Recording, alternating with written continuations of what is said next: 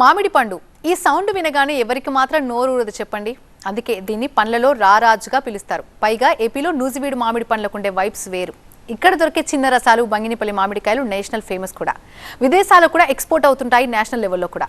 కానీ భవిష్యత్తులో ఇక్కడ మామిడి పంటే కనిపించకుండా పోతుందా అనే ఫికర్ కూడా మొదలైంది. ఎందుకంటే సాగు విస్తీర్ణం సగానికి సగం పడిపోయింది. మామిడి రైతు మరో దారి చూసుకుంటున్నాడు.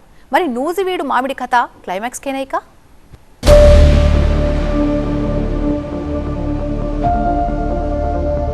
మామిడి పేరు చెప్తే వెంటనే గుర్తొచ్చేది నూజివీడు మామిడి. అంతర్జాతీయంగా నూజివీడు మామిడికుండే క్రేజే వేరు. సీజన్ 3 నెలలు పండ్లు పుష్కలంగా దొరుకుతాయి. దానికి తగ్గట్టే మార్కెట్లో మంచి గిరాకీ కూడా ఉంటుంది. కానీ ఇప్పుడు నూజివీడు మామిడికి కొత్త సమస్య వచ్చి పడింది. గత ఏడాది మామిడి రైతులు తీవ్రంగా నష్టపోయారు. అనుకోని విధంగా మంగు వ్యాధి ప్రబలడంతో భారీగా వ్యాపారులు రైతులు నష్టపోయిన పరిస్థితి. ఈసారి తోటల్లో మామిడికాయలు కలకల్లాడుతున్నప్పటికీ కూడా వ్యాపారులు ఎవరు రైతుల నుంచి వీటిని తీసుకునేందుకు ముందుకు రావటం లేదు. అసలు అన్సీజన్లో సమయం కాని సమయంలో కాపు ఇంత పెద్ద ఎత్తున రావడానికి కారణం ఏంటి? మార్కెట్ ఉన్నప్పటికీ కూడా వ్యాపారులు రైతుల నుంచి ఎందుకు ఈ తోటలను కొనుగోలు చేయటం లేదు? అంటుకట్టు విధానంలో నాటిన పంటలు 40 ఏళ్ల వరకు కాపునిస్తాయి. అలా వయసు మళ్లిన తోటలోనే కాదు 10 ఏళ్లలోపున్న మామిడి చెట్లను కూడా అడ్డంగా నరికేస్తున్నారు. పైగా 90% మంది రైతులు కొత్తగా పంటలు వేయడం లేదు. పామాయిల్, కొబ్బరి, మొక్కజొన్న లాంటి మిగతా పంటల వైపు మొగ్గు చూపుతున్నారు. వేల ఎకరాలు నరికారు. మ్యాక్సిమం మామిడి తోటలు నరికేసి ఏం గిట్టుబాటు లేక పామాయిల్ మీదకి ఎక్కువ వెళ్ళారు.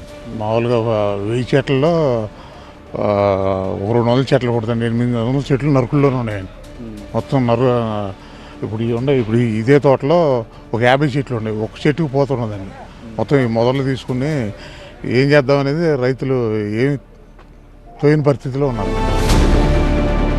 ఇంతేకాదు పూత వచ్చిన పూత కింద రాలకుండా కాపాడుకొని ప్రతికూల వాతావరణాన్ని తట్టుకొని ఇంత కష్టపడ్డా ఆశించిన మేర మార్కెట్లో ధరలు రాకపోవడంతో దిగాలు పడ్డాడు నూజివీడు మామిడి రైతు. తరతరాలుగా పంట వేస్తున్నా ఇంత నష్టం ఎప్పుడూ లేదని వాపోతున్నారు. ఇప్పుడు పరిస్థితి కూడా కొన్ని తోటలు అసలు ఏమీ లేవు, ఆకులు లేవు.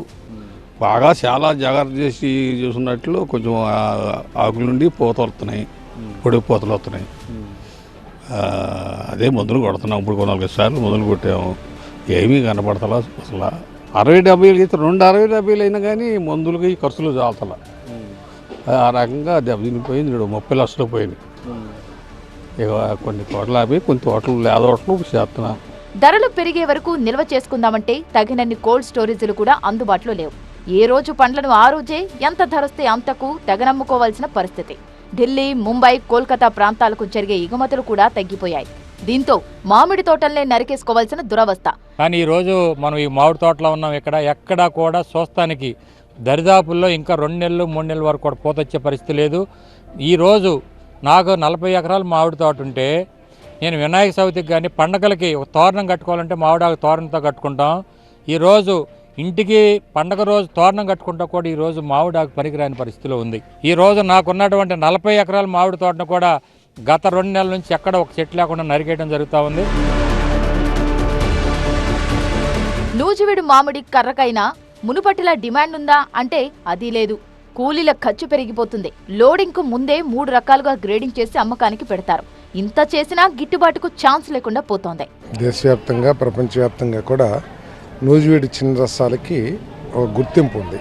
ఈ మధ్య మన చిన్న రసాలకు కూడా జియో ట్యాగింగ్ కూడా సాధించాం.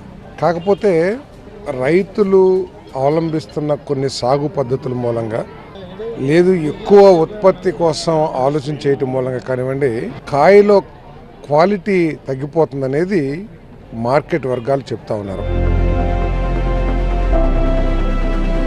మామిడికాయల ఉత్పత్తిలో దేశంలోకెల్లా ఏపీది 2nd ప్లేస్. నూజివీడుతో పాటు చిత్తూరు, పలాస ప్రాంతాల్లో మ్యాంగో క్రాప్ ఎక్కువగా కనిపిస్తుంది. మ్యాంగో జ్యూస్ తయారీ కంపెనీలకు కాయలను ఎగుమతి చేసే వ్యాపారులు కూడా ఎక్కువే. ఇంత చరిత్రున్న మామిడిని కరోనా టైం నుంచి కష్టాలు వెంటాడుతున్నాయి.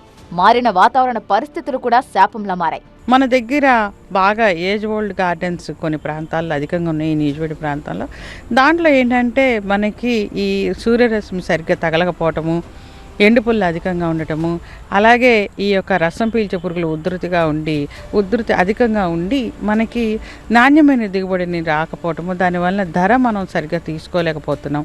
దానివల్ల చాలామంది రైతులు నిరాశ చెంది ఈ మామిడి తోటలను తీసివేయటానికి, అలాగే ఆయిల్ పామ్కి మరి కోకోకి ఇస్తున్న గవర్నమెంట్ యొక్క ప్రోత్సాహాలని కూడా కొంతమంది దాంట్లో ఎక్కువ సబ్సిడీలు ఉండటం వల్ల కూడాను మామిడిని తీసివేసి ఈ ఆయిల్ పామ్ కానీ లేకపోతే కోకో కానీ వేయటానికి ముందుకు వెళ్తున్నారు. నష్టాలు భరించలేక మామిడి తోటలను తీసివేస్తున్న రైతులు ప్రత్యామ్నాయాల వైపు చూస్తున్నారు. ప్రోత్సాహకాలు ఎక్కువగా ఉండే పామాయిల్, కొబ్బరి, మొక్కజొన్న సాగుకు మొగ్గు చూపుతున్నారు. ప్రభుత్వం సబ్సిడీ ఇవ్వడం లాంటి అద్భుతం ఏదైనా జరిగితే తప్ప నూజివీడు మామిడికి భవిష్యత్తు లేనట్టేనా?